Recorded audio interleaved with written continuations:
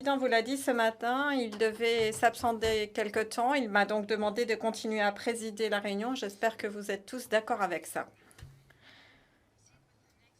Nous allons donc tout de suite entamer la séance suivante, la numéro 5, donc consacrée à des exemples d'études de cas sur l'utilisation de l'audit à distance.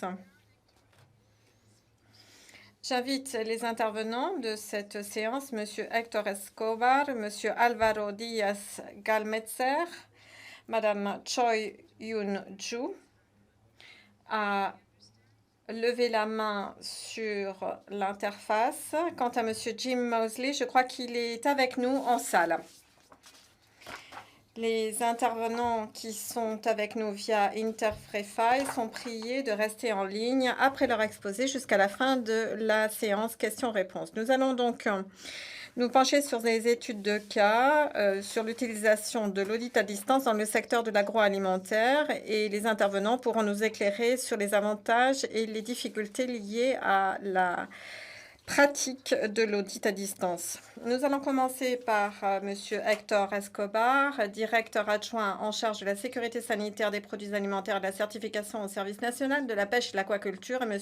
Alvaro Díaz Galmetzer, du département de la sécurité sanitaire des produits alimentaires et de la certification à la division de la protection d'élevage et du service de l'agriculture du Chili. Ils vont nous présenter un exposé intitulé « L'expérience du Chili en matière d'audit à distance dans les établissements de transformation de produits d'origine animale et végétale ». Vous avez la parole. Bonjour. Merci de votre invitation.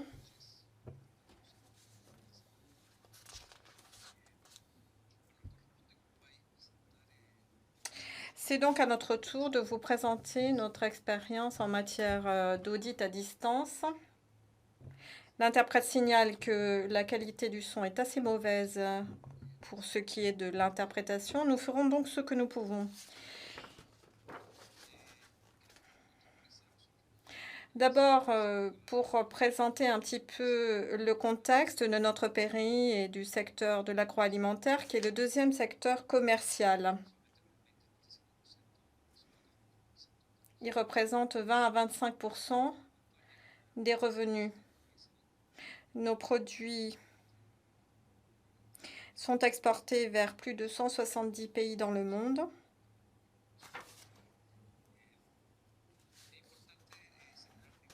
Il faut préciser que tout ce qui est garantie sanitaire des produits est garanti par plusieurs services. Le service de l'agriculture et de l'élevage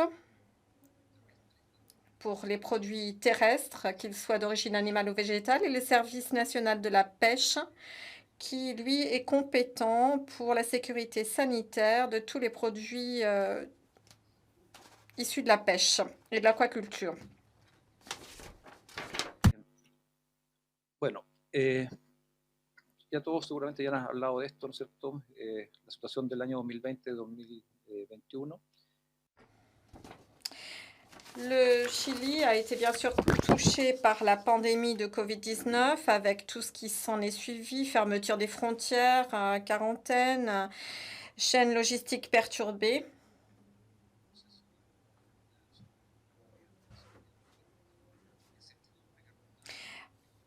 Nombreuses incertitudes quant à la propagation du virus et ses conséquences. Tout ceci a provoqué des interruptions des activités normales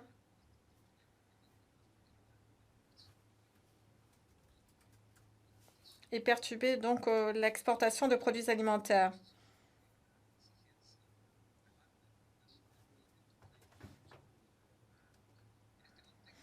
Dans ce contexte,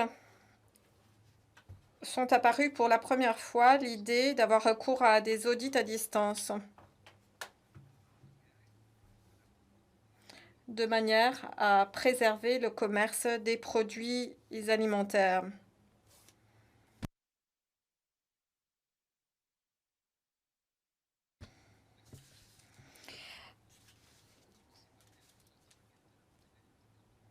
L'objectif de cet audit à distance est de maintenir les échanges commerciaux, donc de pouvoir continuer à commercialiser les produits alimentaires, tout en répondant aux exigences des autorités compétentes des marchés et en garantissant le respect des mesures sanitaires liées à la Covid.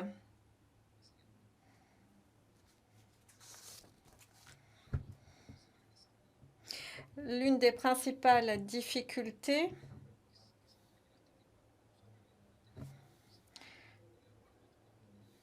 était liée à la reconnaissance de cet outil des audits à distance par les autorités compétentes.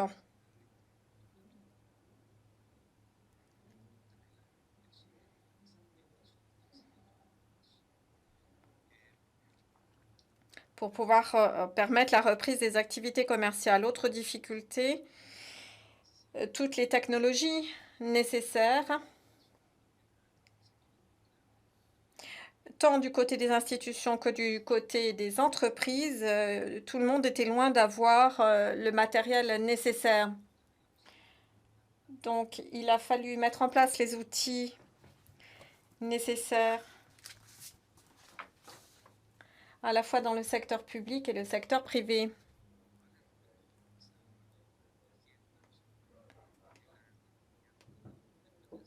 Nous avons également trouvé des solutions pour avoir des services d'interprétation. Interruption de la présidence qui signale, comme l'a signalé l'interprète de cabine française, qu'effectivement, le son est extrêmement mauvais.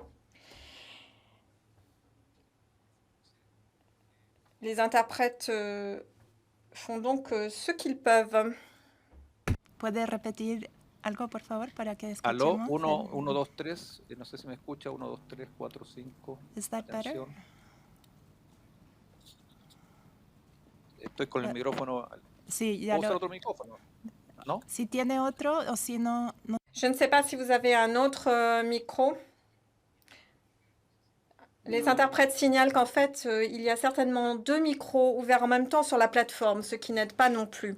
Me parece. Adelante. Bueno, estaba diciendo que los principales... J'étais donc en train de dire que les principales difficultés en termes de mise en place des audits à distance concernaient tout d'abord la coordination entre les autorités compétentes et la disponibilité des outils technologiques, tant du côté des autorités, des institutions que du côté des entreprises. Il a fallu aussi trouver des interprètes, mettre en place les connexions, les équipements, etc. De manière générale, donc, le processus présente bien sûr l'avantage de pouvoir planifier le processus d'inspection. On commence par un examen documentaire, mais qui n'est pas forcément fait par la même équipe que celle qui procédera à la suite de l'audit, la partie audit à distance. Il y a tout un processus en temps réel pour l'audit à distance. Tout commence par une réunion initiale à laquelle participent les responsables de l'inspection,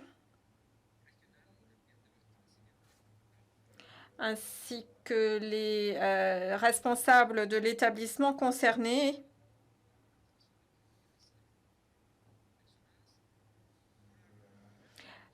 Il y a enfin une réunion finale entre les deux, une vérification sur le terrain pour vérifier que les conditions requises sont remplies.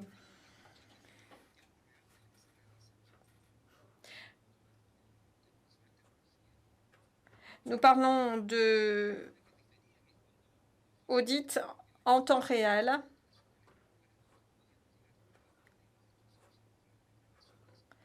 C'est-à-dire que ça se fait en direct pendant la période de la pandémie. Par contre, il y avait parfois des entretiens qui étaient enregistrés à l'avance. Les principales activités menées en 2020 et 2021 concernaient les importations de matériel biologique, notamment des œufs de saumon,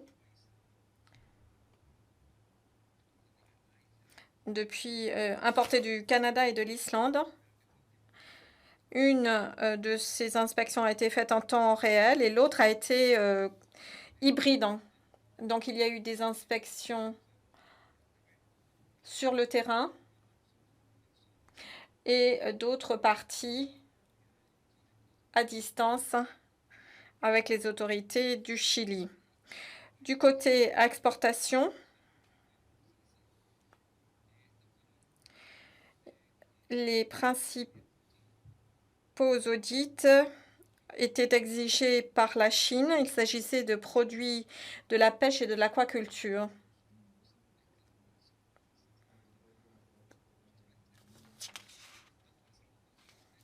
Saumon congelé ou frais, crabe également.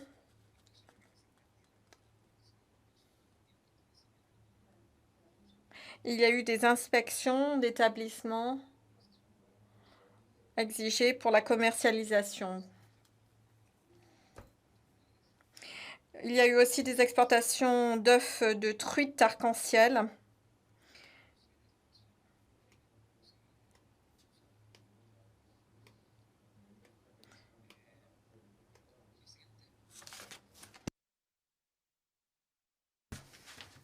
Et là, je vais passer la parole à mon collègue qui va vous parler des autres produits agricoles. Bonjour, mesdames et messieurs, bonjour, bonsoir, selon où vous vous trouvez. Je vais donc, pour ma part, vous parler des produits agricoles terrestres.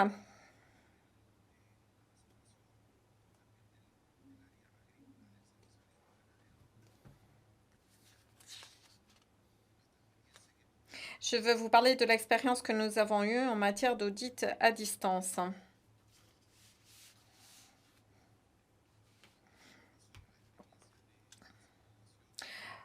Pour ce qui est des importations et des autorisations dans le cadre de la pandémie, dans un premier temps, pour assurer le maintien des flux commerciaux et pour le respect des conditions sanitaires et phytosanitaires, il a fallu catégoriser les produits en fonction du risque. Comme l'a dit quelqu'un ce matin, nous avons donc fait une évaluation de chaque produit en fonction des mesures d'atténuation du risque qui existent pour les produits agricoles. Ça permet de définir des produits pour lesquels il n'était pas nécessaire de faire des audits à distance et les autres produits qui présentaient plus de risques et pour lesquels nous avons donc mis en place un nouveau système d'audit. Pour la viande fraîche et les sous-produits des espèces bovines, ovines, de volaille, ce sont les produits qui pour nous présentaient le plus de risques et nous avons donc mis en place un outil permettant de remplir les exigences de protection sanitaire et phytosanitaire. Nous avons procédé à des ajustements du règlement intérieur de notre service et tout ceci dans le respect de l'annexe C de l'accord SPS. Nous avons donc mis en place un nouveau mécanisme d'évaluation documentaire et d'audit à distance qui repose sur des questionnaires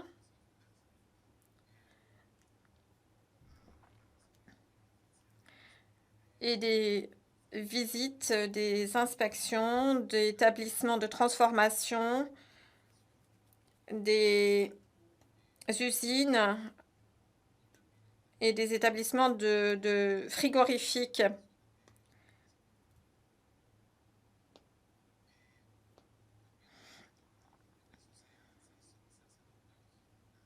Nous avons aussi mis en place toute la logistique pour préparer les audits à distance en coordination avec les autorités compétentes.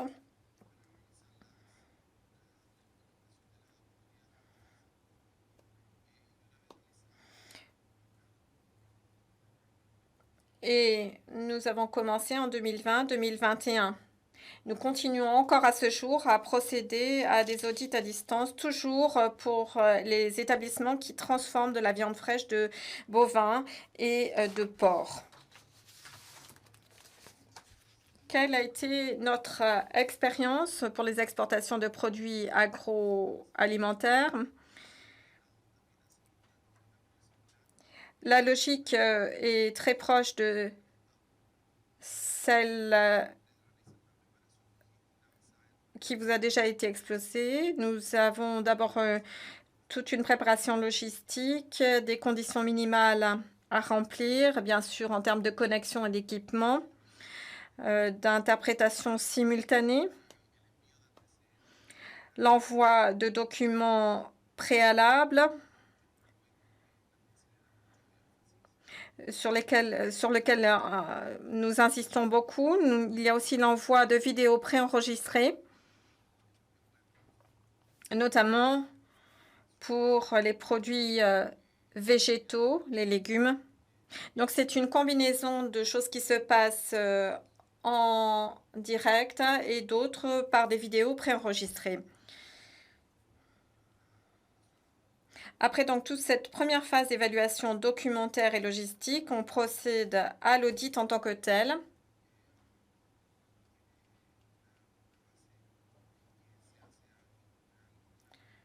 La plupart du temps, cet audit se fait en temps réel dans les établissements agroalimentaires. Et comme un audit sur site, il y a une première réunion, une réunion initiale et une réunion finale avec établissement de rapport.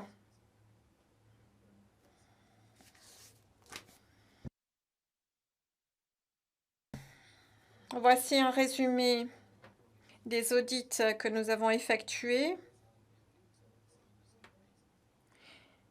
et d'audits qui ont été demandés par d'autres pays en Chili. La Chine a fait des audits chez nous pour différents fruits, kiwis, nectarines, prunes et cerises.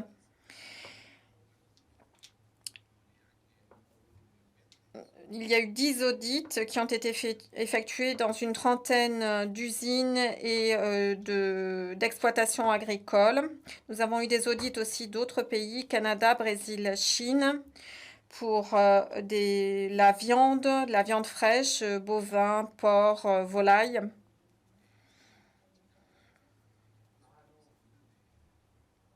Et la Chine avait également des mesures propres liées à la Covid. Du côté des importations, nous les avons mené des audits à distance depuis 2020 pour le Mexique, pour la viande et les sous-produits du porc. Nous avons mis en place des mécanismes plus précis avec tout le cahier des charges techniques. Ensuite, ça a été le Brésil, où nous avons fait des audits pour, là encore, des produits de viande bovine. Et pour la Colombie, pour la viande fraîche et les sous-produits de viande bovine. Nous avons d'autres audits prévus pour le Brésil, l'Argentine aussi. Donc, c'est un système que nous continuons d'appliquer. C'est un outil que nous gardons à disposition, d'autant que la pandémie se poursuit. Quels sont les avantages et les inconvénients pour ce qui est des audits à distance? Les avantages, nous avons pu le constater dans une situation de pandémie. Cela a permis de protéger la santé des fonctionnaires et de ceux qui effectuent les inspections. Ça a évité aussi tout un tas de dépenses. On peut procéder à une vérification documentaire préalable à l'audit à distance, alors que dans les audits traditionnels, Par exemple, dans un établissement d'abattage, il fallait faire sur place l'analyse documentaire, mais c'était un petit peu serré au niveau du temps, alors que maintenant, nous pouvons le faire de manière plus attentive parce que nous avons plus le temps de le faire à l'avance. Les audits à distance nous permettent aussi d'avoir accès à des zones qui sont plus difficiles d'accès et on peut faire un plus grand nombre d'audits par rapport aux audits in situ. En mettant en place ces nouvelles technologies dans les établissements, eh bien, ça pourra servir au niveau national pour de la surveillance de la part des autorités compétentes centrales et locales ou régionales. Autre avantage, l'accompagnement par les autorités compétentes. Ça permet d'inclure des experts, des spécialistes qui peuvent aussi prendre part à l'audit à distance.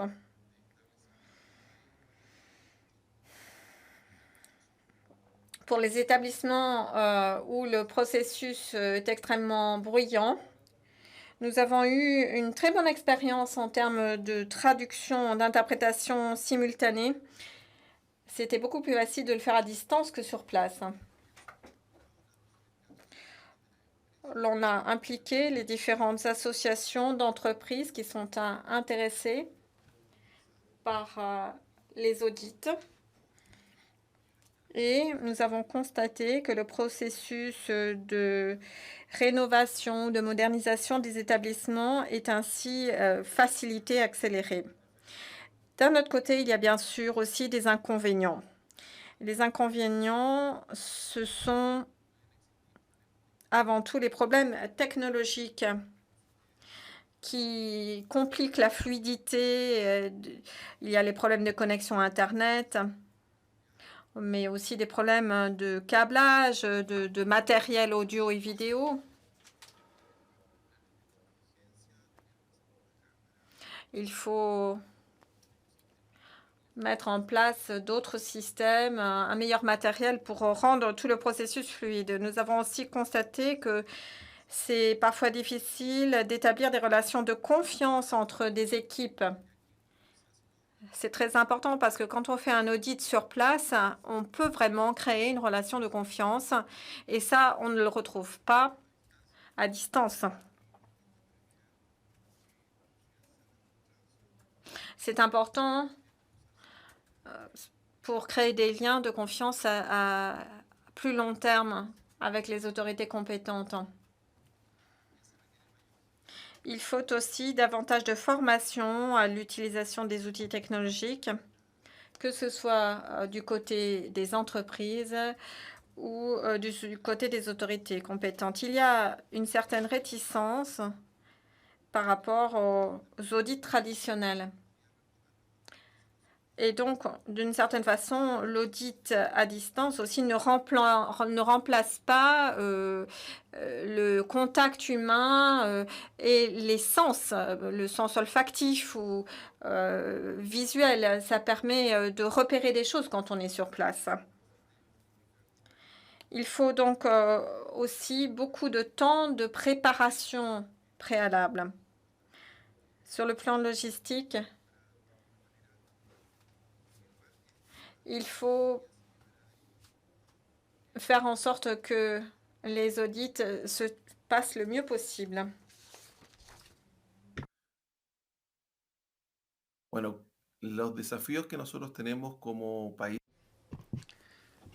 Les défis que rencontre notre pays en matière d'audit à distance, c'est que, nous en sommes aperçus d'emblée, il n'existe pas de cadre normatif à l'échelon international. C'est la raison pour laquelle ce genre de réunion est si importante pour aborder ces sujets, parce que nous avons constaté, par exemple, au Chili, qu'à l'échelon national, il existait des similitudes, mais également des différences. En d'autres termes, nous devons également ajuster le cadre normatif à l'échelon national afin qu'il s'adapte à l'international. Il est également nécessaire d'améliorer la formation des personnes chargées de ces audits à distance afin que nous soyons en mesure de répondre aux critères nécessaires pour effectuer l'audit proprement dit. Par ailleurs, les entreprises doivent mettre en place un support logistique et technique conséquent pour que ces audits soient effectués. Certaines PME n'atteignent pas les exigences minimales. Et enfin, ce mécanisme d'audit à distance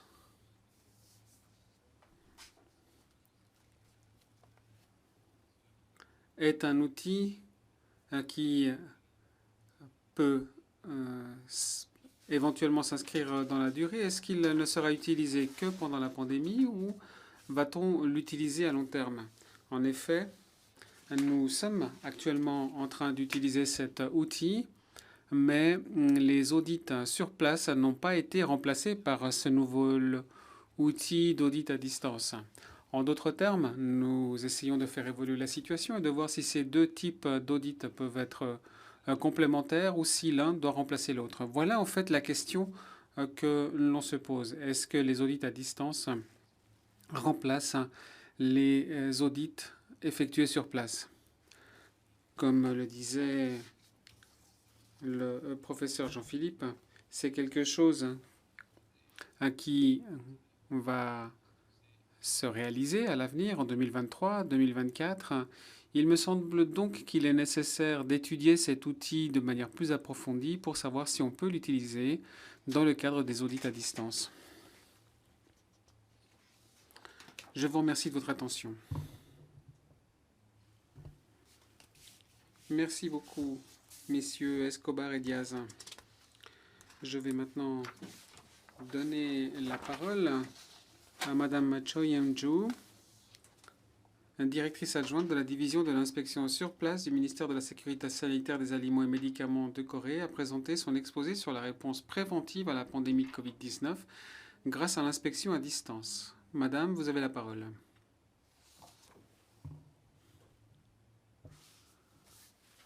Merci. Je me félicite de pouvoir présenter cet exposé. La pandémie a modifié les différentes manières, notamment, de réaliser nos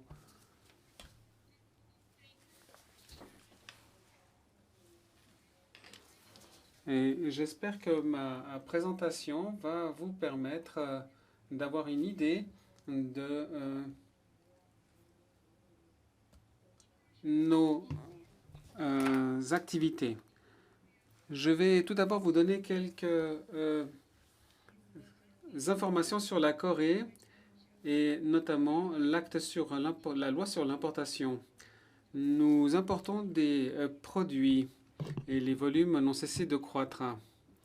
C'est la raison pour laquelle il est très important de mettre l'accent sur le contrôle des importations de produits alimentaires.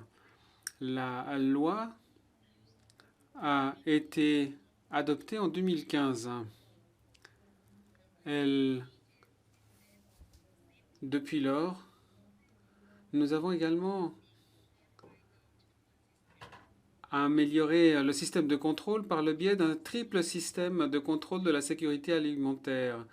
À la phase de production, la phase de la douane et la distribution. Et c'est la raison pour laquelle nous essayons notamment d'intervenir à chacune de ces étapes. Aujourd'hui,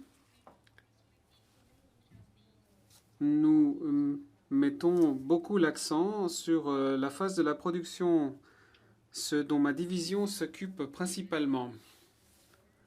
Comme l'ont dit nos prédécesseurs, Les mesures de prévention contre la COVID-19 ont imposé des restrictions dans de nombreux pays. Et les mesures de protection à la frontière et les mesures de quarantaine ont empêché la plupart des étrangers d'entrer dans différents pays. Mais à cette époque, nous avions besoin de maintenir les contrôles d'importation de produits alimentaires de façon automatisée. Et notre unité a essayé de le faire. Une inspection à distance était la meilleure manière de le faire. Nous avons élaboré ce système en 2 phases, c'est-à-dire l'inspection documentaire et l'inspection vidéo. L'inspection de documents nous permet de procéder à une liste récapitulative des documents accompagnant la production et les inspections vidéo sur le contrôle sanitaire des zones de travail en temps réel en utilisant un matériel de télécommunication.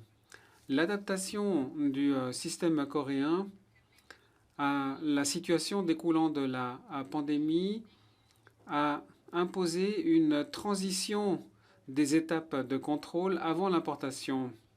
Et c'est ainsi que nous avons donc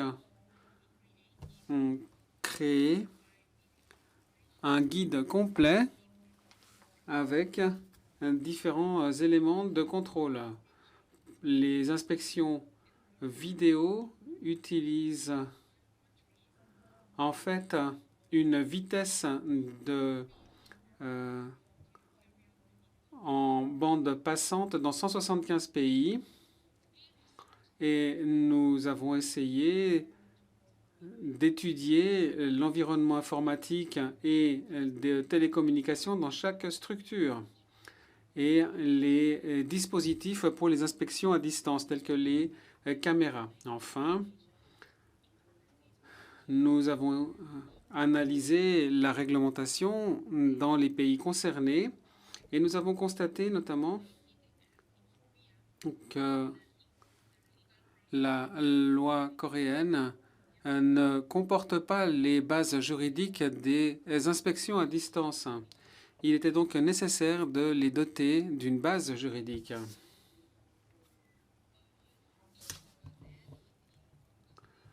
C'est ainsi qu'en août 2021, nous avons adopté la base juridique des inspections à distance afin de pouvoir réaliser ces inspections par le biais des communications vidéo et de communications informatiques lorsque les inspections sur site sont difficiles à cause de catastrophes naturelles, de maladies infectieuses ou de la nécessité d'une inspection rapide. Un mois après l'adoption de ces mesures, nous avons également mis en place les pratiques opérationnelles et les mesures de sécurité pour les inspections à distance.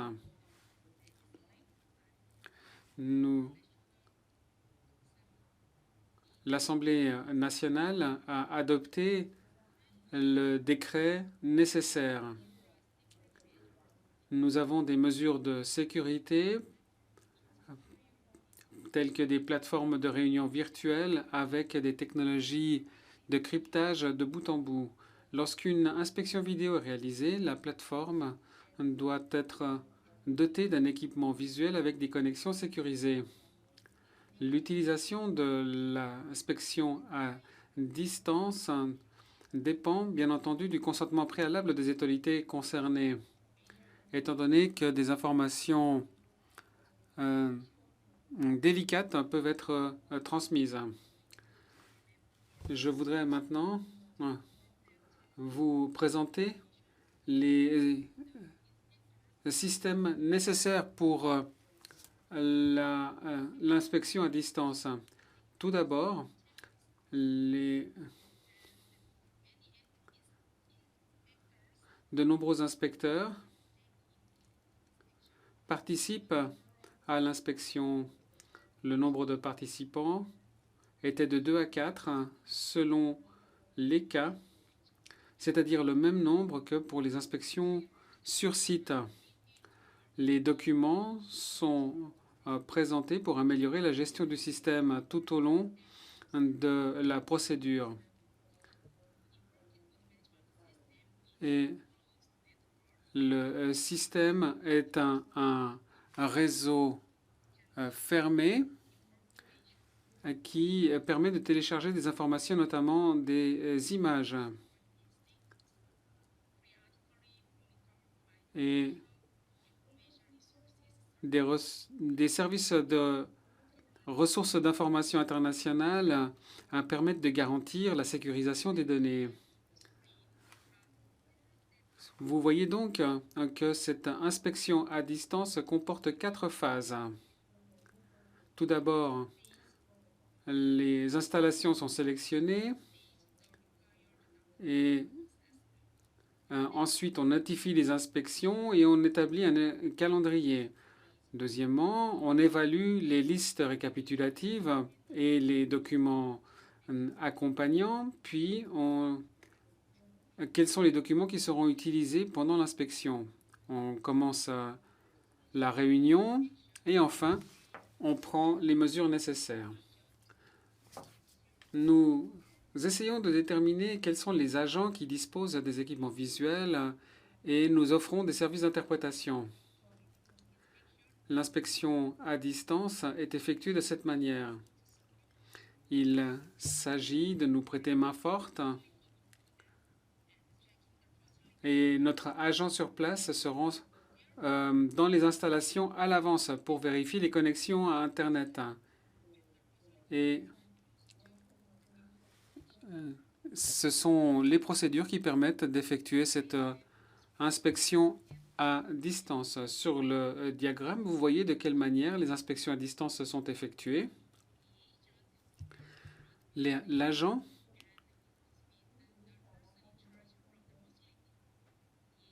accompagne le responsable de l'installation et sert d'interface avec les autorités coréennes. Ensuite, les agents reçoivent les informations nécessaires et les transmettent aux inspecteurs.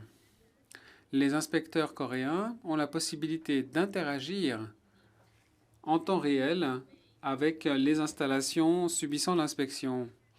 Les inspecteurs sont en mesure de visualiser l'ensemble des installations.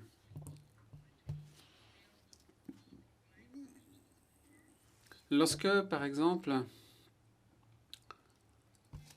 la bande passante est insuffisante, nous essayons de trouver des mesures. Parfois, en passant par Internet, la qualité sonore et vidéo est insuffisante.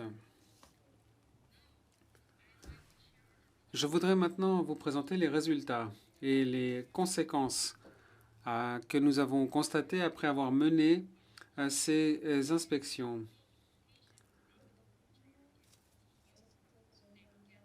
Et nous devons déterminer si, en fait, les activités peuvent se poursuivre. On peut notamment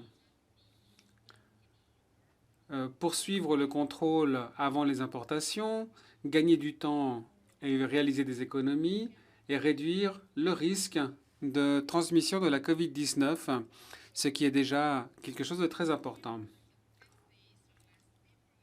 Le dernier document utilisé par nos autorités nous montre en fait que les informations et documents de l'inspection sur site, y compris les résultats, les documents émanant de l'installation, sont transmises par le biais du système informatique. Nous n'utilisons pas le papier, sauf pour les documents qui doivent être signés.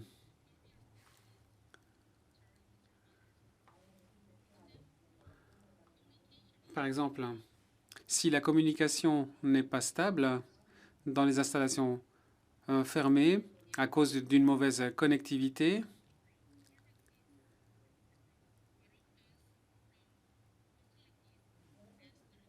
et Ce sont donc les défis qui permettent d'utiliser une évaluation. Et parfois, il était difficile de se rendre sur place à cause de la pandémie. Nous avons donc adapté les inspections, mais nous avons constaté que le choix des installations était déterminant. La Corée n'est pas le seul pays à rencontrer ces difficultés. Et il est important, par conséquent, de mettre en place des centres opérationnels pour les inspections à distance. La Corée, désormais, est prête à mener ce genre d'activité. J'en arrive donc au terme de cette présentation et je vous remercie de votre attention et j'attends vos questions, soit en salle, soit par courrier électronique. Merci beaucoup.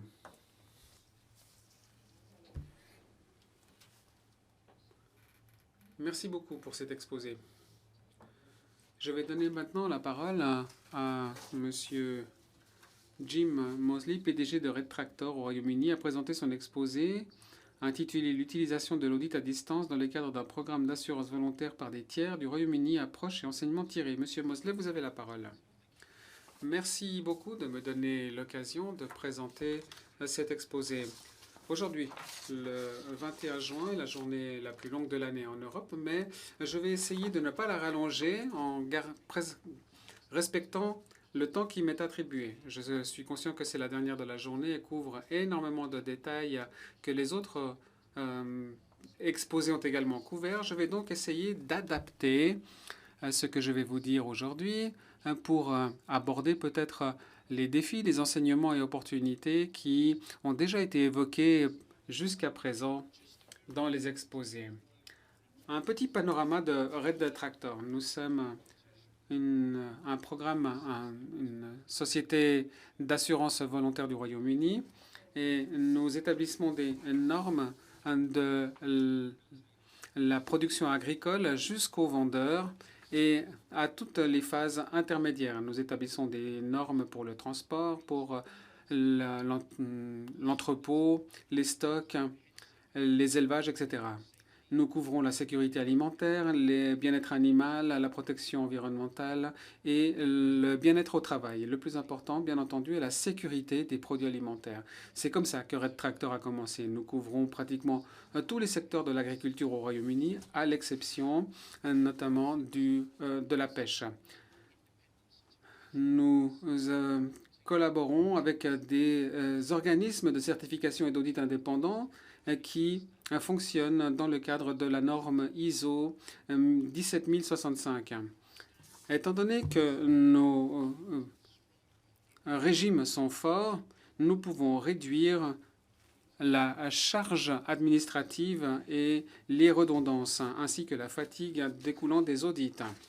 Dans une année normale, par le biais de nos organismes de certification, nous menons approximativement 60 000 audits tout au long de la chaîne alimentaire. Comme je l'ai dit, il s'agit d'audits réalisés par des organes de certification qui sont réalisés sur place avant la Covid, même si je dois dire que nous étions en train de créer un archivage électronique pour les documents. L'arrivée de la Covid a créé de gros défis au Royaume-Uni comme ailleurs. Et le secteur de la vente a explosé. D'autres ont dû trouver des canaux pour le marché. Dans les premiers mois de la Covid, bien entendu, nous avons également connu des pénuries alimentaires au Royaume-Uni. Parfois, on peut penser que ce n'est pas une mauvaise chose, mais en tout cas, il a fallu modifier la chaîne d'approvisionnement. À la suite de ces modifications, qui, bien entendu, vont de pair avec des risques, il faut donc respecter la conformité pendant cette période. Et nous ne pouvions pas nous rendre physiquement sur place pour les audits et nous avons dû trouver d'autres solutions. En mars 2020, Voilà quels étaient nos objectifs pour les programmes de régime d'audit. Le plus important est de veiller au maintien de la conformité pour préserver la sécurité alimentaire. De nombreuses personnes souhaitaient en fait obtenir des garanties pour que ces modifications de la chaîne d'approvisionnement soient réalisées. Nous devions également conserver les accords de reconnaissance du régulateur et des organismes gouvernementaux et nous voulions éviter un retard dans les inspections. Mais quoi qu'il en soit, les audits ne devaient pas mettre en péril la vie des personnes, ni parmi les consommateurs, ni parmi les agriculteurs. Il ne fallait pas perturber la chaîne alimentaire pour éviter les pénuries. C'est-à-dire qu'il fallait que les produits parviennent aux consommateurs. Le régime que nous avons élaboré, en fait, est constitué de deux parties qui... ce système est très proche des formats que nous avons vus. L'élaboration de l'armoire à dossier, du cabinet à dossier électronique, permet notamment de classer les documents.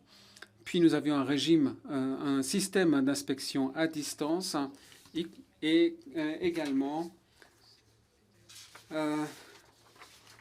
des communications par streaming en direct. Les technologies nous permettaient également d'utiliser différents systèmes et nous avons passé du temps pour tester, mettre à l'épreuve ces technologies pour être sûr qu'elles allaient fonctionner le jour de l'audit. Ensuite, la connectivité, c'est un problème pour tout le monde. On en a tous parlé, c'est un problème pour nous aussi. Et bien entendu, la connectivité est un problème dans une exploitation agricole lorsque on traverse de nombreux bâtiments, de nombreuses installations, hangars, etc. Ou que l'on va dans les champs. La connectivité doit être surmontée par une diffusion en direct enregistrée. Et bien souvent, on demande à l'agriculteur d'enregistrer sur instruction de l'évaluateur. Je vous demande de filmer tel bâtiment, je veux de faire zoom sur tel et tel élément, sur telle et telle partie. Puis, revenir et immédiatement, nous faisons une lecture de l'enregistrement pris par l'agriculteur. Et voilà ce qui permet de régler la majorité des problèmes de connexion, c'est-à-dire qu'on peut voir en léger différé ce que l'on aurait pu voir en direct. Et ça a très bien fonctionné. Je dois dire que nous avons...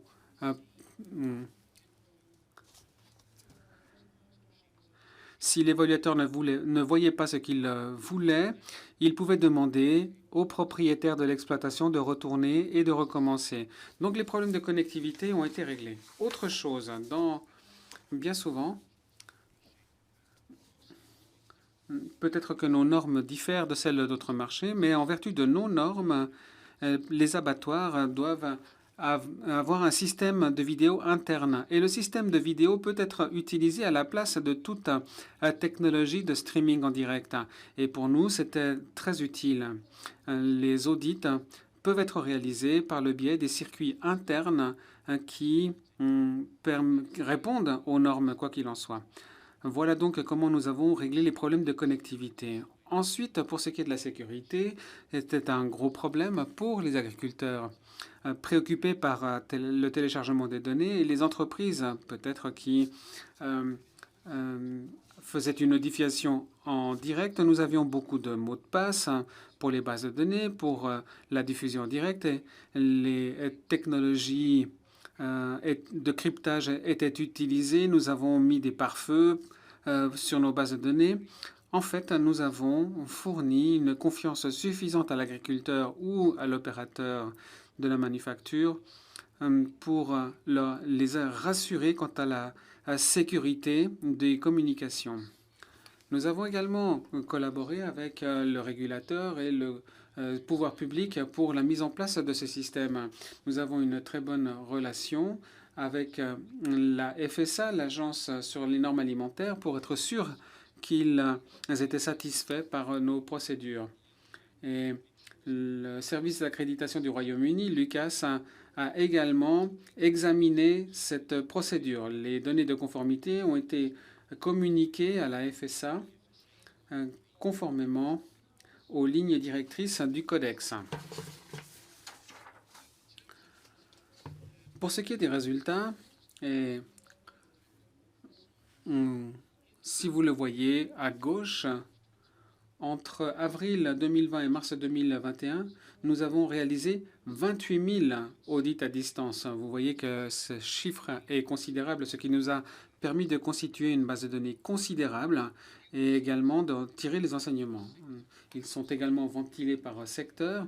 Par exemple, pour la volaille, le chiffre est très élevé parce que nous avons eu des mois de grippe aviaire où il a fallu réaliser davantage d'inspections sur place lorsque cela se produit. Nous avons constaté qu'il y a des non-conformités. Le système a permis de détecter des situations de non-conformité qui sont à un niveau réduit par rapport aux audits sur place. Par exemple, si l'on examine en haut à gauche le secteur des produits laitiers, à peine moins de 3600, 48% du nombre total d'audits, c'est-à-dire un 50-50 dans ce secteur. Sur les membres qui, en fait, ont fait l'objet d'un audit à distance, 60% avaient une situation de non-conformité. Mais sur les 52% d'inspection physique, le chiffre passait au 73. L'inspection sur place permet de détecter davantage de manque de conformité qu'à distance, mais l'inspection à distance permet tout de même de détecter les manquements à la conformité et également d'obtenir des résultats relativement fiables. Je dirais aussi que d'autres secteurs ont produit des résultats similaires. En tout cas, c'est la première année d'un système nouveau. Si ce système doit être maintenu, je pense que le nombre de manquements à la conformité augmenterait parce que les évaluateurs ont tous dit que dans les premiers jours, peut-être qu'ils n'étaient pas suffisamment perceptifs. On ne demandait pas à tous les agriculteurs de filmer tous les espaces nécessaires. Mais au fur et à mesure de l'année, l'inspection s'est renforcée et le nombre de manquements à la conformité a augmenté. Et c'est ainsi que l'on constate que si ce système devait être maintenu, le nombre de manquements augmenterait. Pour ce qui est des résultats positifs et négatifs, comme mes prédécesseurs, en fait, nous avons téléchargé les documents sur le portail, ce qui nous a pris du temps, mais sans doute a amélioré la qualité du travail. Nous avons quand même trouvé des manquements à la conformité. Du côté négatif, effectivement, on perd tous les éléments sensoriels, notamment les odeurs dans les fermes. Et toutes les dynamiques qui vous donnent une impression de la culture, c'est quelque chose effectivement qu'à distance on ne peut pas percevoir.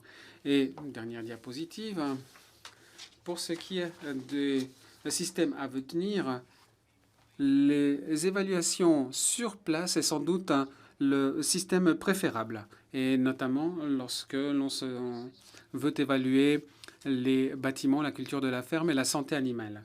Les évaluations à distance vont continuer à faire partie de notre boîte à outils. Lorsque les vérifications sur place ne sont pas possibles, nous allons le faire à distance. Mais en tout cas, nous avons la possibilité de mettre l'accent sur d'autres éléments. Pour les agriculteurs, ce sera un avantage aussi parce que les agriculteurs vont simplement mettre à jour les documents qui sont déjà dans l'archive numérique, ce qui est un avantage pour eux. À distance, nous avons la possibilité de procéder à des évaluations dans les situations d'urgence ou de crise. Par exemple, si dans une ferme ou une usine, nous pouvons le faire plus vite que si nous devons envoyer quelqu'un physiquement. Nous avons également la possibilité de faire des inspections pendant les flambées par exemple la grippe aviaire au Royaume-Uni, et nous sommes encore en mesure d'aller dans une ferme pour réaliser des inspections à distance, ce qui aurait été virtuellement impossible sans un système de cette nature. Nous avons également la possibilité d'assurer une meilleure rotation entre les évaluateurs.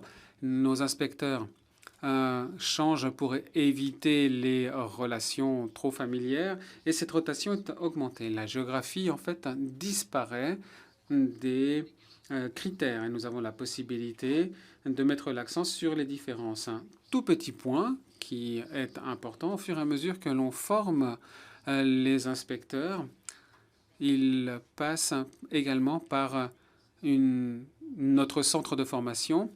Et pour nous, il est beaucoup plus facile de les former avec les inspections en ligne plutôt que de leur demander d'accompagner un évaluateur sur place. Donc nous pensons qu'un mélange des deux à l'avenir nous permettra d'améliorer la solidité, l'efficacité et la souplesse des inspections. Merci.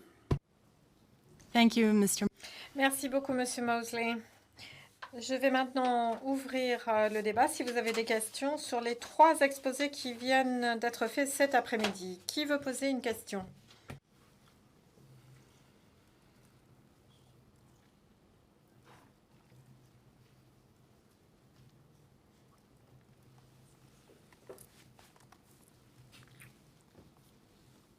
Okay, I see Australia. You have the floor. Australie. Merci. Je veux remercier tous les intervenants pour leurs exposés. J'ai été frappée par le fait que, de toute évidence, on a beaucoup appris par la pratique. Il y a beaucoup d'enseignements tirés, d'améliorations apportées. Le dernier intervenant l'a encore montré. D'ailleurs, je voudrais lui poser une question. Madame Hinder a déjà soulevé cette question par rapport au fait que vous avez de plus en plus de confiance dans la capacité des évaluateurs à détecter des choses et donc d'améliorer l'efficacité du processus d'audit à distance. Que faudrait-il en termes de réglementation pour aider en ce sens? Et pensez-vous que à l'avenir, les choses vont évoluer de manière positive? Réponse. Oui, la présentation de Cisco était excellente, de Tesco ce matin. Et Tesco l'a dit d'ailleurs de manière très diplomatique ce matin. L'âge et l'expérience d'évaluateurs jouent un rôle. Il est vrai que ceux qui sont plus expérimentés ont eu plus de difficultés avec ne serait-ce que le principe d'être à distance, sans parler de l'aspect technologique, alors que les plus jeunes s'y sont mis très vite et très facilement.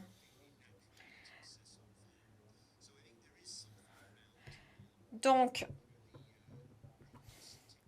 je crois que l'utilisation de la technologie et la facilité d'utilisation est un élément. Et Tesco avait tout à fait raison en disant que sans le moindre doute, nous utiliserons bien plus les technologies à l'avenir que par le passé. C'est inévitable. Et pour moi, je crois qu'il y a aussi un intérêt pour l'agriculteur parce que ça permet de partager les données qui émanent de l'exploitation agricole avec tout un tas d'autres partenaires. Vous parlez aussi de l'aspect réglementation. Je ne suis pas forcément idéalement placée pour vous répondre sur ce point.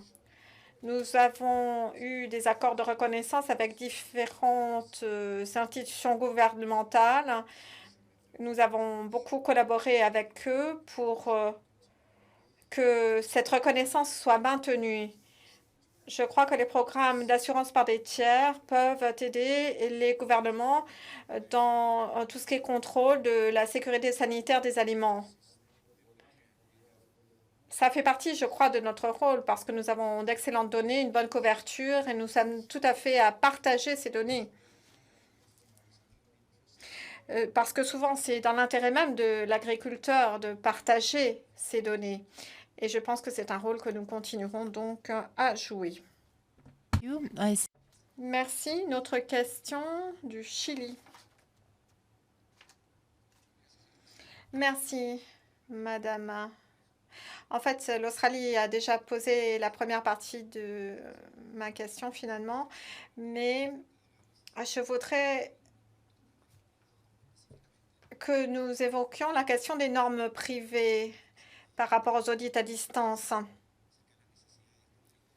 On a ce matin beaucoup parlé de la nécessité d'avoir des normes de la part des 3 organisations sœurs sur cette activité. Mais pour ce qui est des normes privées, qu'en dites-vous? Thank you, Chile. Merci, Chili. Monsieur Mosley, pouvez-vous répondre? I'm sorry to put you on the spot. Bon, désolé, je vous mets sur la sellette. Je ne suis pas sûre d'avoir totalement saisi votre question. Chili, est-ce que vous pouvez répéter votre question? Oui. En fait, je voulais savoir si, selon vous, il y a encore des besoins, des problèmes par rapport à la mise au point de normes privées spécifiques pour les audits à distance. Okay. Nous ne mettons pas au point de normes spécifiquement pour les audits à distance. Nous avons des normes. Simplement, nous faisons les audits à distance selon ces normes. En fait, nos normes n'ont pas du tout changé. Les normes restent les mêmes. Simplement, on fait les audits selon ces normes, soit à distance, soit sur place.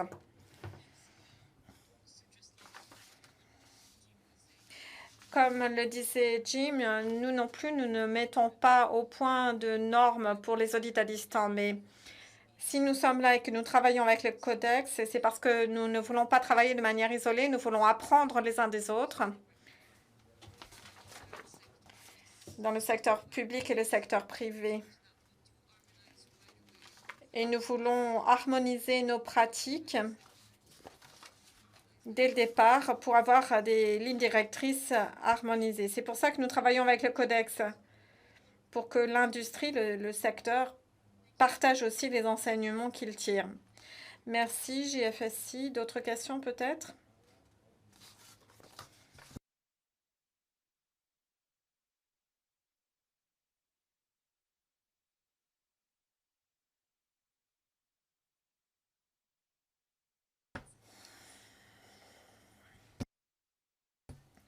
Eh bien, à ce moment-là, je propose que nous passions à la dernière partie.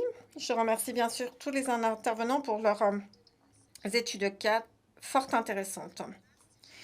Donc, la dernière partie, la dernière séance sera une table ronde qui permettra de discuter des possibilités et des difficultés associées à l'utilisation future de l'audit à distance. Comme le disait un des orateurs, il y a eu beaucoup de similitudes tout à fait remarquables dans les avantages et inconvénients. Nous avons là 5 intervenants, vous en reconnaîtrez certains.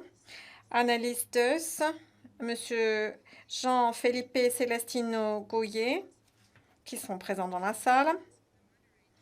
J'aimerais demander à la modératrice, Madame Nicola Hinder, et aux autres experts qui participent à distance, John McEvoy, Monsieur Carlos Navarro et Monsieur Claudio Moore, de lever la main dans le système. Pour ceux qui participent à distance, merci de garder votre vidéo allumée tout au long de la séance, mais de laisser votre micro éteint lorsque vous ne prenez pas la parole. Aujourd'hui, donc, nous avons Monsieur Jean-Philippe Celestino Goyer, que vous connaissez déjà, le Dr John McEvoy, Monsieur Carlos Navarro, qui dirige le département de la santé animale au Service national de la pêche et de l'aquaculture. Et Monsieur Claudio Moore vient du département de la réglementation et de la certification phytosanitaire, division de la protection de l'agriculture, des forêts et des semences, du service de l'agriculture et de l'élevage du Chili. et le docteur Annelies Dus de l'OCDE que nous avons déjà entendu ce matin. L'animation sera assurée par Madame Nicola Hinder. Je n'ose même pas penser quelle heure il peut être à l'heure actuelle en Australie. Merci vraiment d'être encore avec nous, Madame Hinder. Je vous donne la parole.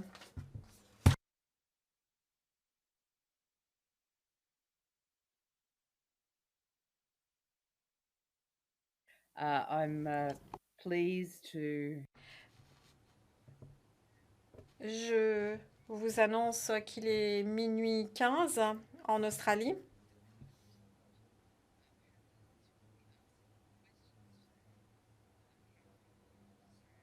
J'espère que vous me pardonnez si jamais il advenait que je bâille. Je vais tout d'abord me tourner vers Jean-Philippe.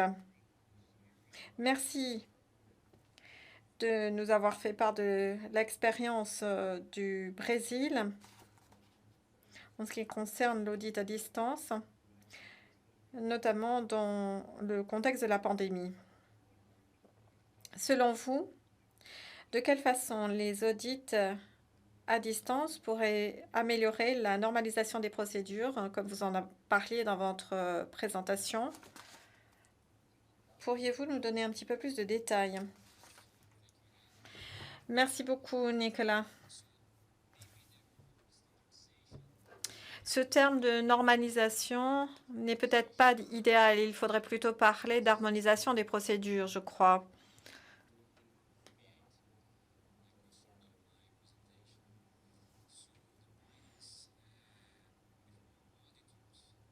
Si nous avons plus d'inspecteurs pour effectuer ces audits, parce que c'est plus facile, on aura donc des équipes plus étoffées, plus spécialisées aussi. Ça permettra donc plus d'harmonisation. Il y aura plus de gens qui s'observent les uns les autres. Pour les établissements audités, il y a des équipes plus importantes. Sur le plan de la confidentialité, on peut enregistrer les audits et les utiliser de manière appropriée entre autorités compétentes pour vérifier les procédures et les améliorer. Dans le cas d'un audit normal, ce genre de choses n'est pas possible. Moi-même, d'ailleurs, je suis inspecteur et quand j'ai commencé, eh bien, je partais avec des inspecteurs plus expérimentés et ça n'était pas facile, franchement. Alors que maintenant, au moins à distance, on peut toujours aller assister et on apprend quelque chose, donc ça facilite cette harmonisation.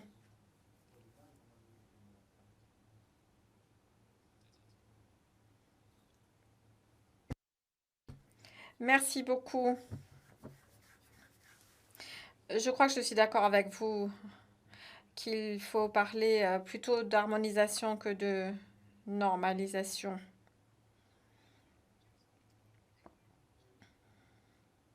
Jean-Philippe, je me demandais aussi si vous voyez d'autres avantages à l'utilisation des audits à distance, d'autres avantages dont vous n'auriez pas encore parlé aujourd'hui. Réponse. Eh bien, en fait, il y a un avantage, enfin, il y a des choses dont je n'ai pas parlé, mais qui ont été évoquées par mes collègues dans le restant de la journée. Peut-être que pour moi, l'harmonisation est vraiment le point important.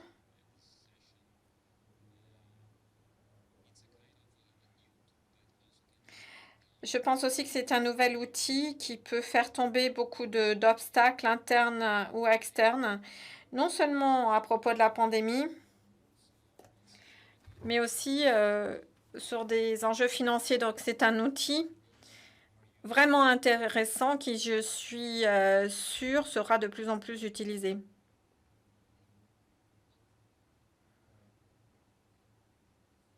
Oui, merci. Je sais qu'il y a des gens qui nous écoutent en direct.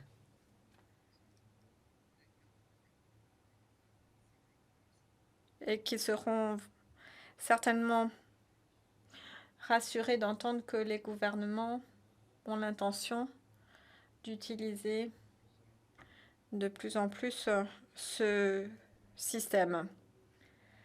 Dr John McEvoy, je me tourne vers vous maintenant. Merci de nous avoir parlé de votre expérience dans le cadre réglementaire de l'Union européenne. Quelle a été la principale difficulté que vous avez rencontrée lorsqu'il y a eu des audits dans des États non membres de l'Union européenne? Ces difficultés sont-elles plutôt technologiques ou plutôt réglementaires? Merci, Nicolas. En fait, les difficultés, ce sont des difficultés que nous rencontrons aussi dans les audits conventionnels.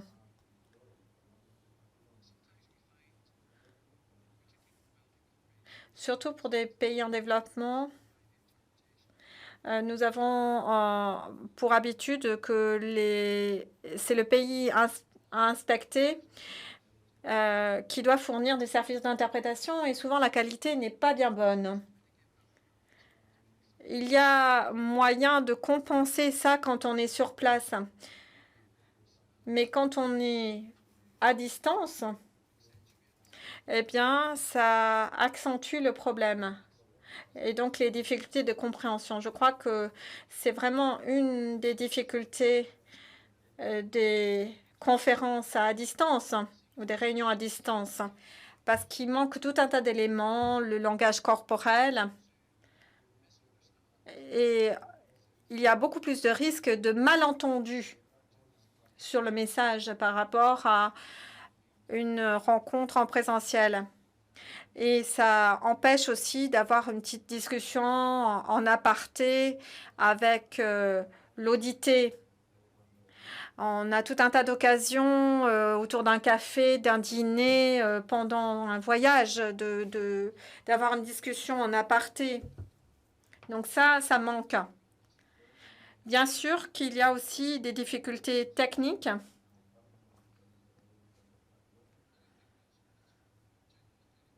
Mais je crois que globalement, ça s'améliore.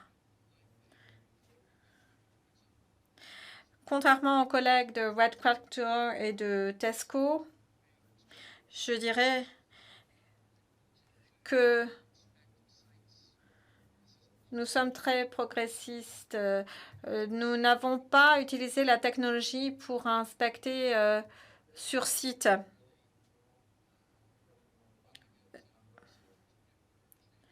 Pour nous, ça reste avant tout des inspections documentaires, des inspections de procédures.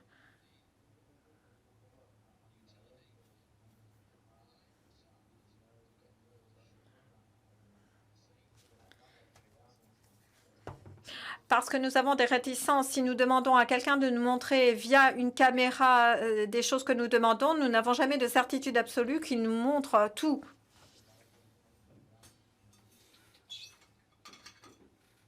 Donc, je dirais que les questions d'interprétation, les questions technologiques, ce sont les principales difficultés.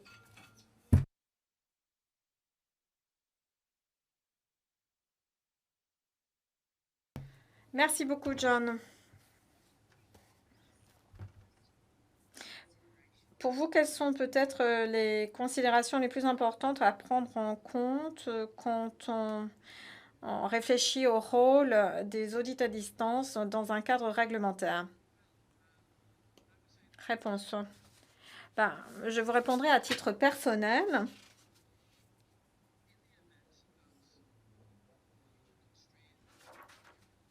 Si jamais vous avez par exemple des difficultés budgétaires, vous n'avez pas le budget pour des voyages, Peut-être que vous allez plus facilement penser à l'audit à distance s'il s'agit d'auditer un partenaire commercial que vous connaissez déjà, en qui vous avez confiance, ou un État membre de l'Union européenne. Pour nous, pour de nouvelles demandes, de nouveaux marchés, nous n'allons certainement pas utiliser uniquement des techniques à distance. Bien sûr, nous allons avoir des outils d'évaluation à distance, par exemple pour tout ce qui est documents. Ça nous permet de comprendre la situation, de bien l'appréhender avant d'aller sur place. Mais nous serions vraiment réticents à nous appuyer uniquement sur une inspection à distance.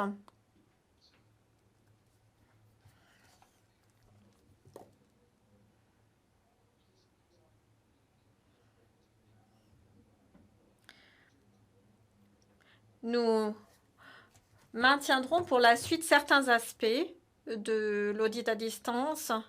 Nous avons beaucoup de réunions à distance, alors qu'autrefois, nous aurions fait ces réunions sur place, par exemple avec les autorités compétentes régionales. Nous faisons maintenant ces réunions à l'avance à distance, ce qui nous permet, une fois que nous sommes sur place, de nous concentrer vraiment sur la performance sur place. Donc, nous en tirons un certain nombre de leçons. Mais l'adoption généralisée de l'audit à distance, pour moi, je ne le vois pas du tout. Pour nous, ça sera un complément aux audits physiques sur place. Merci.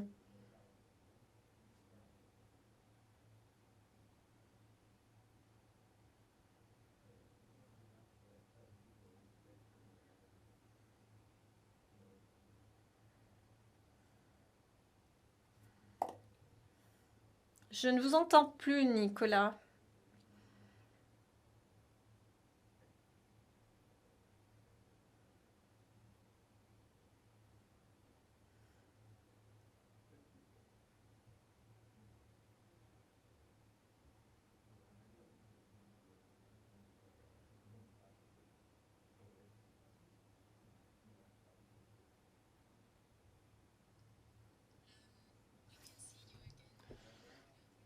Nicolas,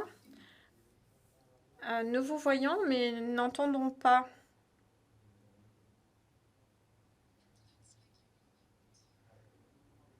Il semblerait que votre micro soit coupé.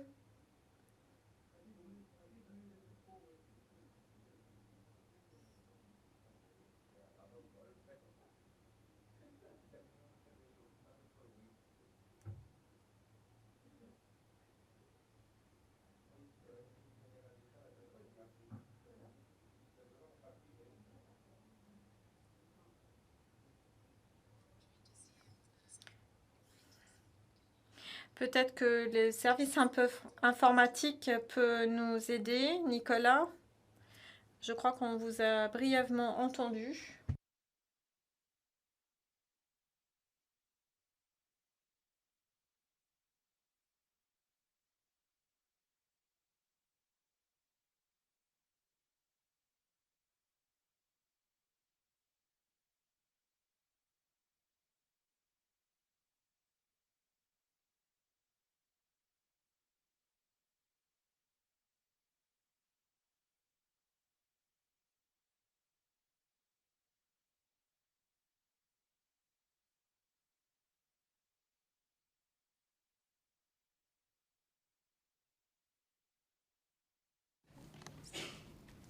So, would you give it one more try, Nicolas?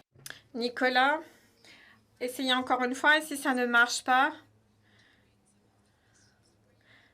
peut-être que nous pouvons lire ici dans la salle certaines des questions. Nicolas, est-ce que vous voulez bien réessayer?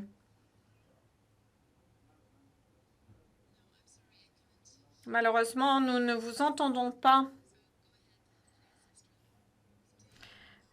Australie, dans la salle. Eh bien, une fois encore, un nouvel exemple de la difficulté du travail à distance. Donc, le temps que Nicolas résolve le problème, je vais poser une question à nos collègues du Chili, Carlos Navarro et Claudio Moore. Dans la mesure où il y a souvent de nombreuses agences impliquées dans la réglementation, pensez-vous que les pays peuvent se mettre d'accord et adopter une approche nationale pour les audits à distance?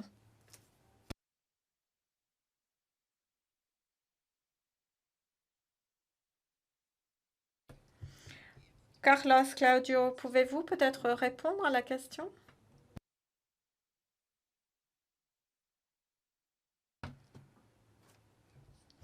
Merci pour cette question. Si j'ai bien entendu, les interprètes signalent que le son est vraiment assez mauvais.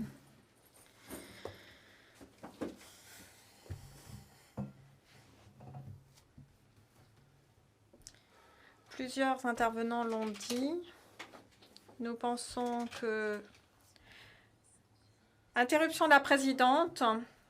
Carlos, je ne sais pas d'où ça vient, mais nous entendons un son parasite.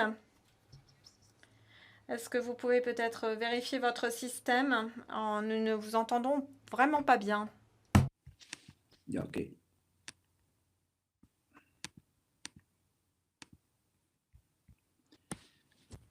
¿Me escucha bien ahora? No, do you have a headset? ¿Tiene... Est-ce que vous auriez peut-être un casque avec un micro? Sí, de un momento.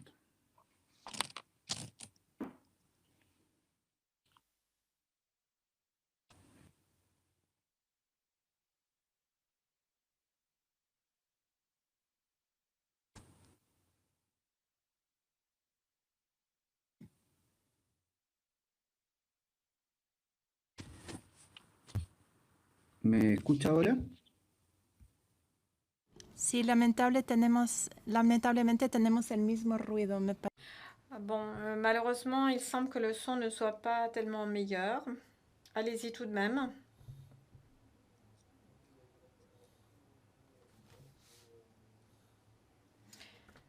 Les interprètes précisent effectivement que le son est toujours aussi mauvais.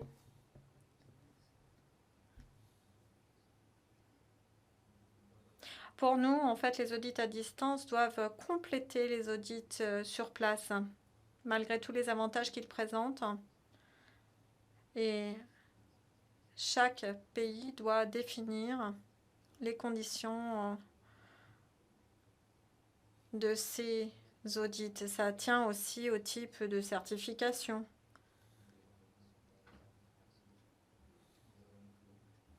Si c'est un renouvellement.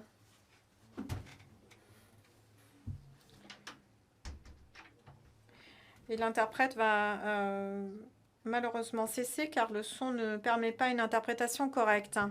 Con las distintas instalaciones, creemos que el interés que se ha mostrado en esta sesión por este tipo de herramientas la reconoce y debe ser incorporada, pero definiendo claramente cuáles son los estándares y en qué circunstancias puede ser usada.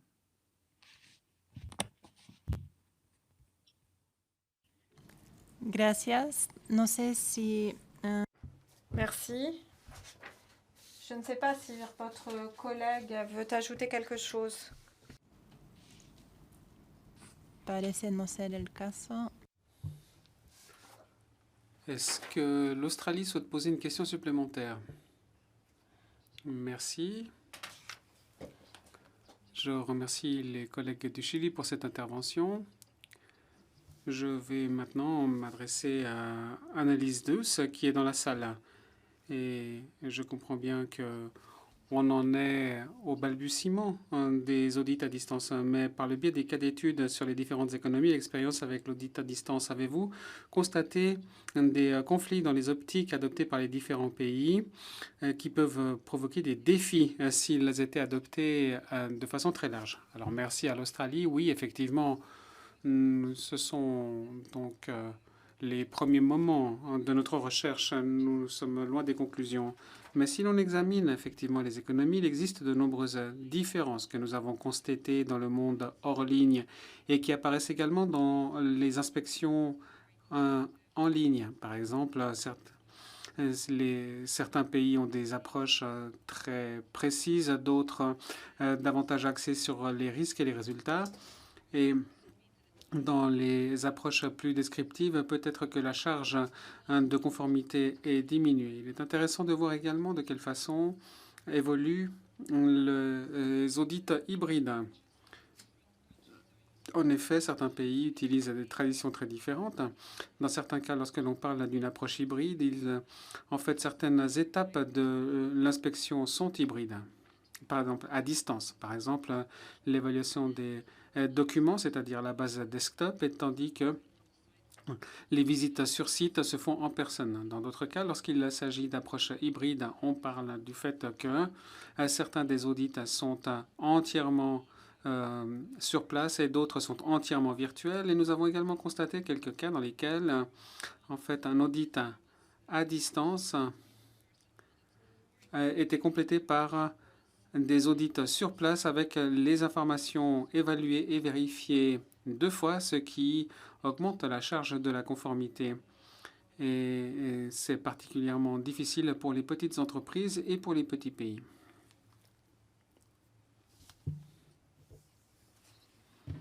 Merci. Je crois que Nicolas est de nouveau en ligne.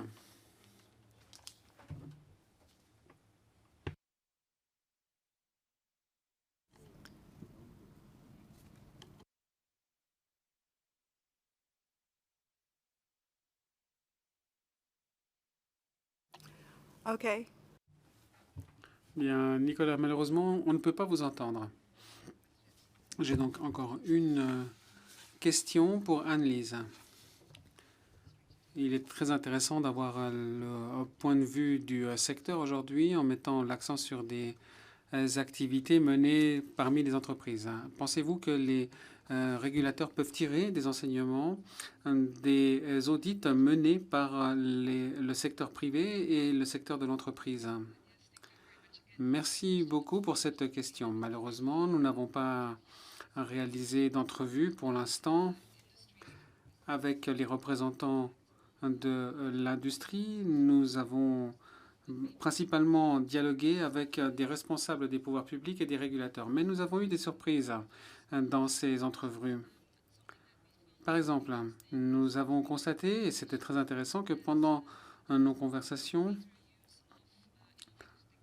les technologies telles que le mégadonnées, les drones et d'autres réalités n'étaient pas très utilisées, c'est-à-dire les technologies de pointe. Peut-être parce que nous n'avons parlé que pour le secteur public et avec un petit échantillon. Et au fur et à mesure que nous allons dialoguer avec peut-être les entreprises telles que Tesco, les technologies plus avancées sont utilisées. Alors peut-être qu'au fur et à mesure que nous allons poursuivre les études, ces technologies novatrices seront adoptées de plus en plus.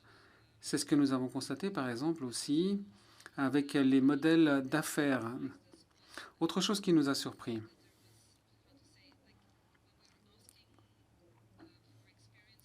Lorsqu'on demandait, par exemple, quels étaient les principaux désavantages des inspections à distance, la sécurité des données n'apparaissait jamais en premier. Bien souvent, il s'agissait de problèmes de connectivité. Il s'agissait, par exemple, des préparatifs avec en amont qui étaient supérieurs, notamment pour ce qui est des documents nécessaires, des problèmes avec le matériel, avec les capteurs. Et la sécurité des données n'apparaissait qu'après dans la liste. Et de la vie générale, en fait, c'est-à-dire qu'il fallait assurer la continuité des activités commerciales. C'est ce qu'on a vu notamment pendant la Covid et d'autres éléments sur lesquels on n'a pas de maîtrise. Lorsque nous avons également entamé ce projet, on partait de l'hypothèse qu'il existait déjà avant la Covid une transition vers les audits à distance et on a constaté que la transition était très modeste. avant la pandémie, ce qui a été confirmé par l'enquête de l'UNIDO. 90%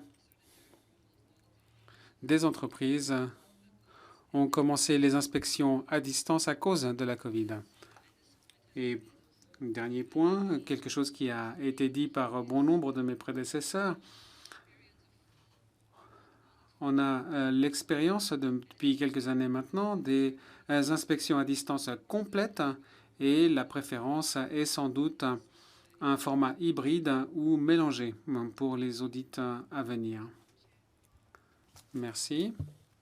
Madame la Présidente, peut-être que maintenant vous pouvez poser des questions à la salle.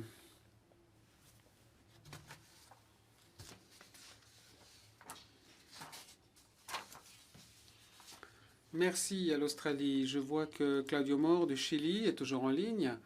Peut-être que vous souhaitez réagir et répondre à l'une ou l'autre des questions qui ont été posées. Et j'invite les participants à réfléchir aux questions qu'ils pourront poser. Claudio, c'est à vous.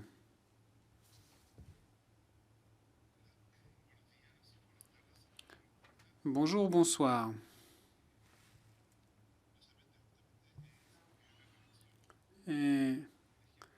C'est curieux, mais effectivement, j'avais perdu la connexion, qui est l'un des problèmes qui peuvent se produire avec les inspections à distance.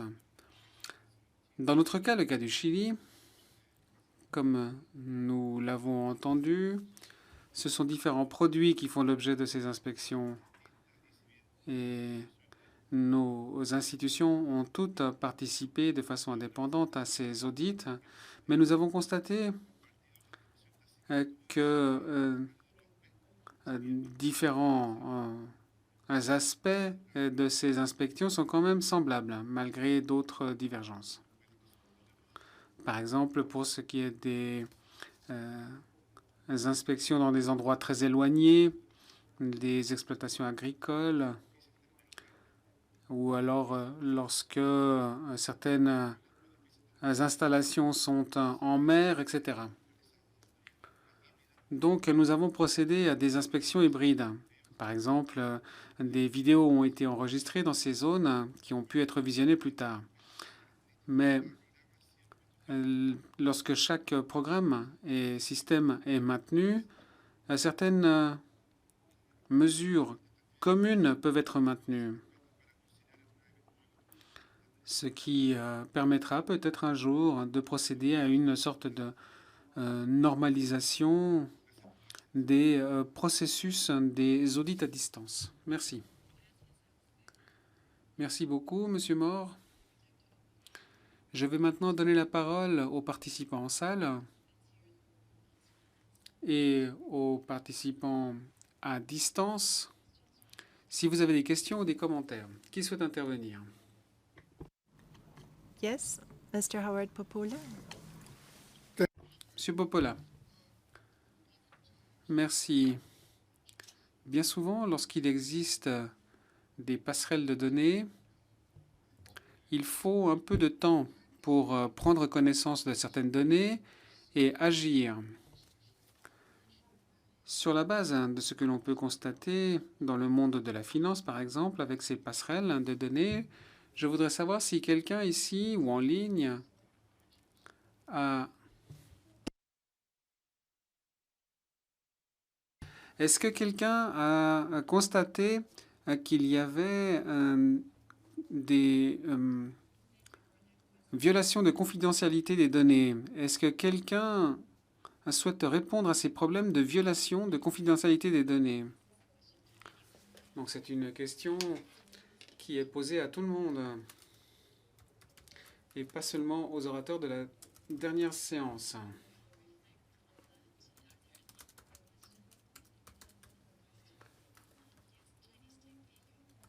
Le Taipei chinois, vous avez la parole. Merci, Madame la Présidente. Je crois que dans les inspections en ligne traditionnelles, il existe un processus de révision interne. D'après de nombreux orateurs aujourd'hui, les audits à distance se divisent en deux processus. Tout d'abord, l'examen de la documentation, puis les diffusions en direct, comme on l'a vu dans différentes présentations. Il me semble donc que dans les inspections à distance, les liens entre les deux ne sont pas clairs. Je voudrais savoir si quelqu'un peut nous dire avec plus de détails comment distinguer ces deux processus dans les audits à distance. Merci.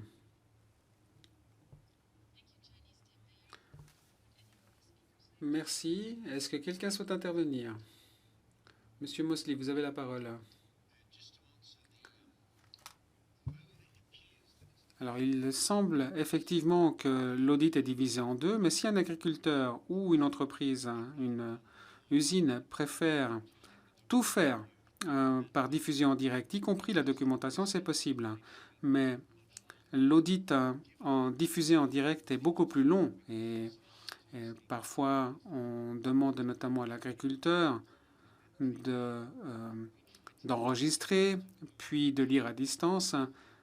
Nous essayons d'alléger le temps de l'audit. Donc, s'il est possible de téléverser des documents à l'avance, le temps consacré à la diffusion en direct est plus court. Mais s'il est possible, s'il souhaite ne pas envoyer les documents pour éviter effectivement les violations de données ou les fuites de données, il est possible aussi d'examiner les documents en même temps et nous le faisons par le biais de l'opération de la vidéo diffusée en direct.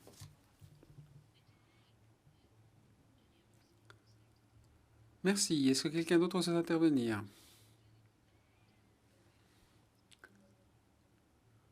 Jean-Philippe. Si on compare les inspections en ligne ou sur place, pour répondre au Taipei chinois, les principes sont les mêmes. Au Brésil, en tout cas, on utilise l'évaluation à distance des documents. Nous le faisions déjà bien avant la Covid. Dans notre expérience, en fait, il n'y a pas de différence entre ce que l'on fait aujourd'hui avec les audits à distance et ce que l'on faisait avant la Covid avec les inspections sur place. C'est simple. L'examen à distance de la documentation est un outil supplémentaire qui améliore l'audit. Pour nous, l'audit commence bien avant la visite à la ferme. Aujourd'hui, lorsque l'auditeur ou l'inspecteur analyse les procédures, en fait, l'inspecteur commence à rechercher la documentation et à l'examiner. Il n'y a pas de différence, en fait, entre ces deux types d'audits, sur place ou à distance, sur ce point-là.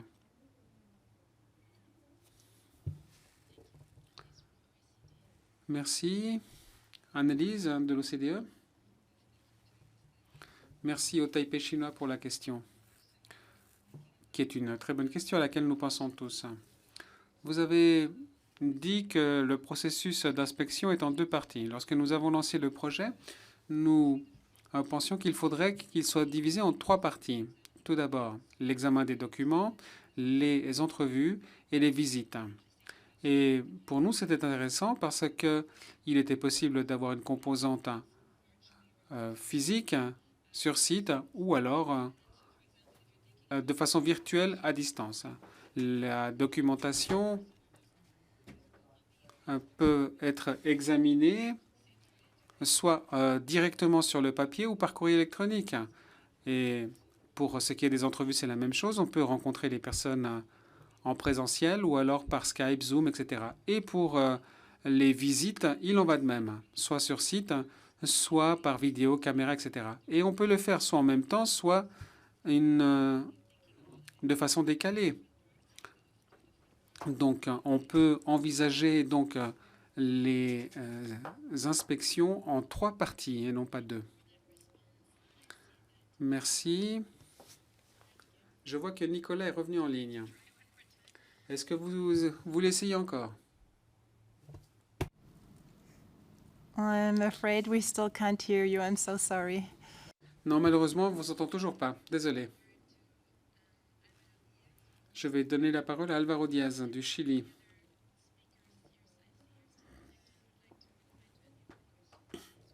Et si vous souhaitez répondre, n'hésitez pas.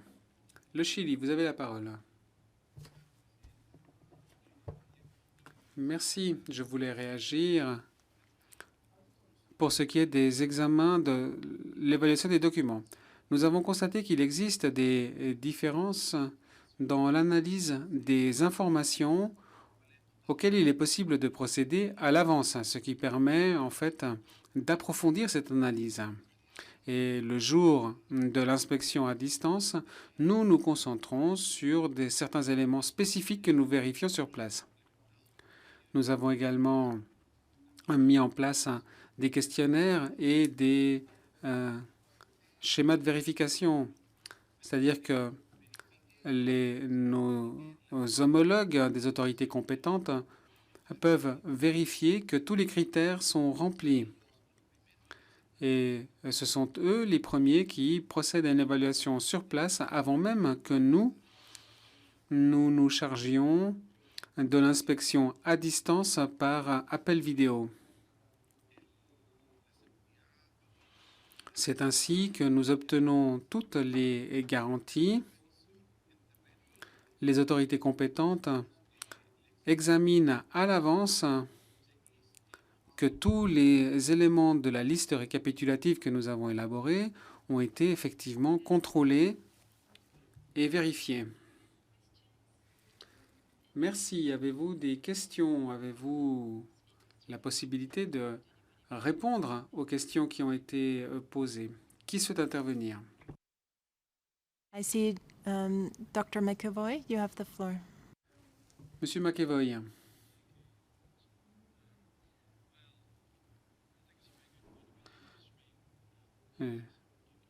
Je crois effectivement que l'accès à la documentation en amont est très utile. Nous avons rencontré un autre problème, le volume de la documentation que nous recevons et qui doit être traduit automatiquement à l'avance.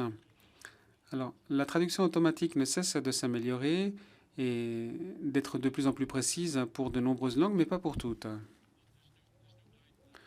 Mais il est indéniable que peut-être nous soyons surchargés d'informations avant même que la réunion ne soit organisée.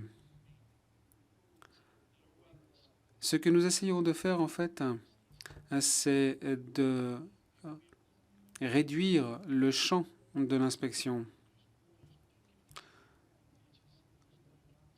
Et parfois, nous devons examiner un millier de documents, je ne dis pas 1000 pages, mais un millier de documents que nous devons étudier dans un délai très court. Et je dois dire que c'est peut-être dû à notre propre procédure. Nous avons peut-être péché par ambition. Et donc, peut-être qu'il ne faut pas trop en faire. Pour ce qui est de la violation de données, nous n'avons pas eu de problème avec ce genre de fuite, à ma connaissance. Peut-être que dans d'autres domaines, SPS ou les dispositifs médicaux, il existe toujours une base de données sécurisée à laquelle il est possible de téléverser des informations. Par exemple, la propriété intellectuelle des organismes tiers de certification, etc., qui contiennent des informations sensibles sur le plan commercial et peuvent être donc téléversées dans cette base de données sécurisée.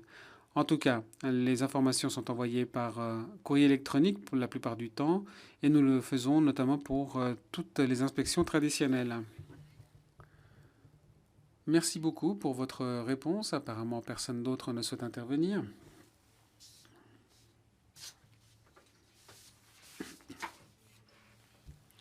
Bien, dites-moi si quelqu'un d'autre souhaite intervenir. Nicolas?